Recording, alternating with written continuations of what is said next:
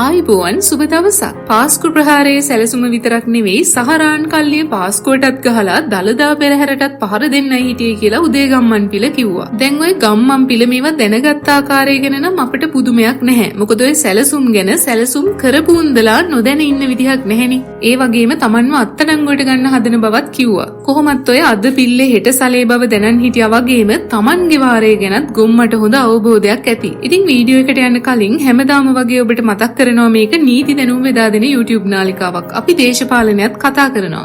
ඉතින් ඔබ දැනටමත් අපේ channel එක subscribe කරලා නැතිනම් අපි channel එක subscribe කරගෙනම වීඩියෝ එකට යමු.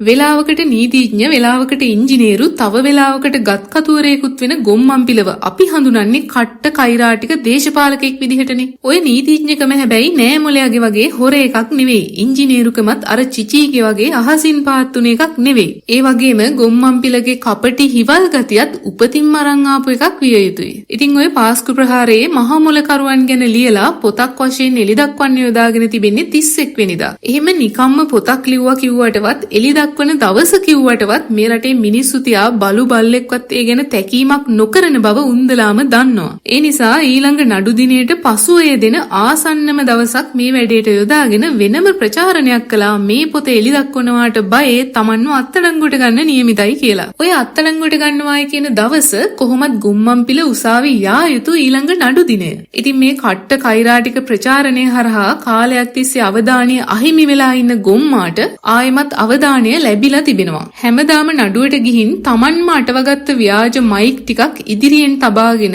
Tamanම තනියම කරන මාධ්‍ය සාකච්ඡාව වෙනුවට මේ සැරේ ඇත්තටම මාධ්‍යවේදියෝ දෙතුන් දෙනෙක් උසාවිය අසල රැඳී ඉඳලා Tamanගෙන් ප්‍රශ්න අහයි කියලා අහිංසක බලාපොරොත්තුවකුත් ඇති. ඒ හැරුණම කොහොමත් උසාවි දවසට ඇතිවෙන අසාමාන්‍ය බීතිකාවත් මේ හරහා ප්‍රදර්ශනය වෙනවා. ඉස්සර නම් සමහර නඩුවල තීන්දුව පවා ওই බලයේ සිටි දේශපාලකයෝ කලින්ම දැනගෙන හිටපු අවස්ථා තිබෙනවනේ. ඒ කොහොම නමුත් කාලේ තාලේ දෙකම වෙනස් වෙලා නීතියේ ආධිපත්‍ය ස්ථාපිත වෙලා තිබෙනවා. ගොම්මන්පිලලා බීතියටපත් වෙලා තිබෙනවා. ඔය සහරාන්ලා ගැන ගොම්මන්පිල ලියා තිබෙනවා යයි කියන පොත තාම එලි දක්වලා නැති නිසා ඇතුලේ තිබෙන්නේ මොනවද කියලා අපි කවුරුත් දන්නේ නැහැ. හැබැයි ත්‍රස්තවාදියෝ ගැනයි උන්ගේ සැලසුම් ගැනයි පොත් ලියන්න තරම් තොරතුරු දැනන් සිටි පුද්ගලෙක්. නිකන් පුද්ගලයෙකුත් නෙවෙයිනේ.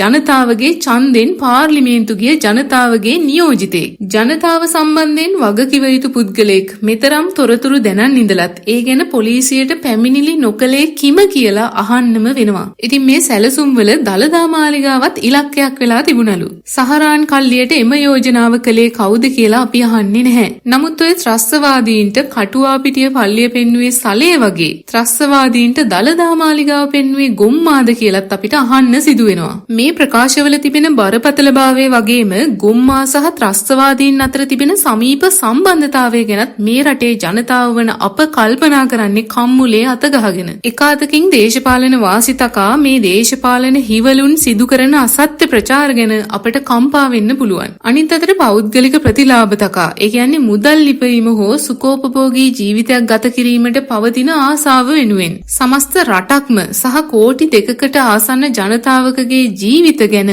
අබමල් රේණුවක තැකීමක් මේ පුද්ගලයන්ට නොමැතිවීම ගැන අපට කම්පා වෙන්න පුළුවන්. ඔය කොහොම වුණත් ගොම්මන්පිලලාගේ කපටි සැලසුම් හරහාම ඔවුන්ගේ තිරිසන්භාවය රටට හෙළිදරව් වීම වළක්වා ගන්න බෑ. ඉතින් ඔය කෝටියක් බොරු ගොතා ලියන ලද ප්‍රබන්ධ කතා නම් අවශ්‍ය නැහැ. Tamanලා දන්න ඇත්ත කතාව ඔය කොළ 2-3ක ලියලා අදාළ අංශවලට බාර දුන්නා නම් ඇති. කොහොම නමුත් ඔය ගොම්මන්පිලට මාර්තු 27 දී තිබෙන නඩුවත් පෞද්ගලික එකක්.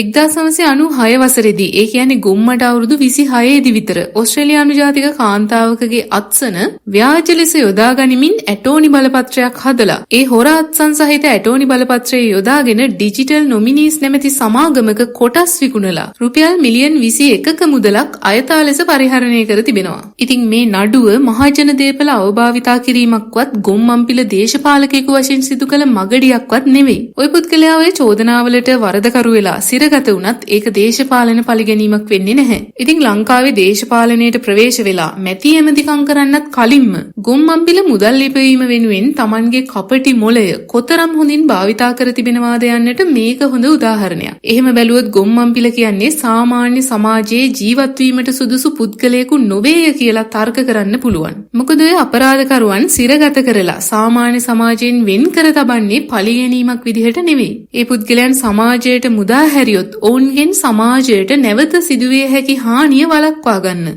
එක් වතාවක් අපරාධයක් කළ පුද්ගලයන් නැවත ඒ වරද සිදු කරන්න පැකිලෙන්නේ නැහැ.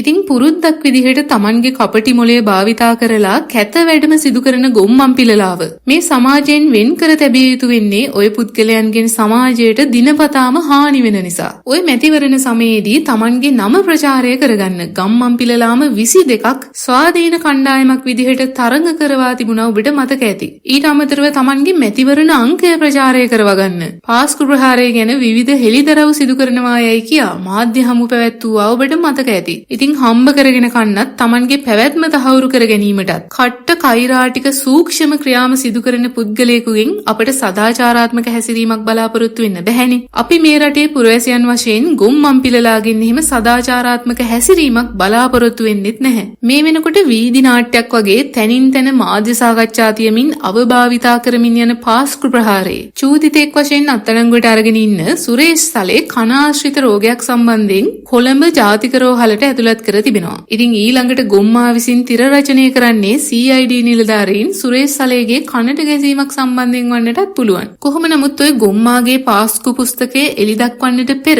ඔහු අත්අඩංගුවට ගැනීමට නියමිත බව කියන්නේත් ගොම්මන්පිලම තමයි. ඔය කියන විදිහට එළි දක්වන්නයි ප්‍රදර්ශනය කරන්නයි ඔක්කොටම තිබෙන්නේ ලියපු පොත විතරක්ම නම් වෙන කිසිම පිටපතක් නැතිනම් තමයි අත්අඩංගුවට පත්වීම පොත නිකුත් කිරීමට බාධාවක් වෙන්නේ. ඒකත් ඉතින් රිමාන්ඩ් භාරයට පත් වෙද්දී පොතත් කිහිලි ගන්නාගෙන ගියොත් තමයි. ඒ හැරෙන්න අත්අඩංගුවට පත් වෙනවා නම් ඒ සිදුවීම පොත සමාජයට නිකුත් කිරීමට බාධාවක් නෙවෙයි. ඒ නිසා අපි ගොම්මාට යෝජනා කරනවා එක පොත නම් තිබෙන්නේ රිමාන්ඩ් වෙද්දී ඒක අරන් යන්න එපා. එහෙමත් නැත්නම් කල් තියාම පොතේ සොෆ්ට් කොපි එකක්වත් සමාජගත කරලා යන්න. නැත්නම් ඒක විශාල අපරාධයක්. මොකද පාස්කු ප්‍රහාරයට වග කිව යුතුයි සමාජයේ විවිධ පාර්ශවයන්ගෙන් චෝදනාවට ලක් වෙලා ඉන්න පුද්ගලෙක්. Tamanලා දැනුවත්ව සිදු කළ සාහසික ප්‍රහාරයක පාපොච්චාරණය පොතක් ගහලා බෙදන්න සූදානම් වෙනකොට ඒ අවස්ථාව හිමි කළ යුතු නැහැ. ඉතින් අත්අඩංගුවට පත්වීම කෙසේ වෙතත් ඔය පොත නම් එලි දක්වන්න ඕන පොතක්. පුරවැසියා ගන්න ඕන පොතක්. ඉතින් කොයි මොහොතක හරි අහස කඩන් වැටේවි කියලා මුළු ජීවිත කාලයම බයෙන් ජීවත් වෙන සත්තු ගැන කතන්දර අපි අහලා තිබෙනවා. අපි මේ ගොම්මන්පිල සතෙක් කියනවා නෙවෙයි. ඔය පුද්ගලයන්ගේ සත්ව ගති වෙනම කතා කළ යුතු මාතෘකානේ. කොහොම නමුත් ගොම්මන්පිලලාගේ මේ බය